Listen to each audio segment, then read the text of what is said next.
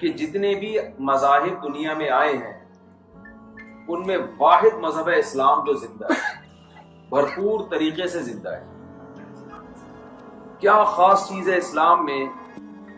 کہ 1400 سال پہلے محمد صلی اللہ علیہ وسلم جو نہ لکھنا جانتے اور نہ پڑھنا جانتے، ایسا نظام، ایسا سسٹم دے کے چلے گئے کہ 1400 سال کے بعد بھی وہ بھرپور طریقے سے دنیا میں زندہ ہے اور اس میں چینجنگ نہیں ہوئی۔ مسلمان جتنے طریقوں سے نماز پڑھ رہے ہیں نا،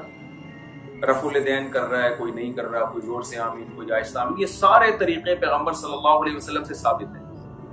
صحابہ سے، تابعین سے۔ یہ سارے طریقے آپ اگر 1400 سال پہلے چلے جائیں تو بھی ملیں گے، آج بھی ملیں گے۔ نماز جیسے جیسے جن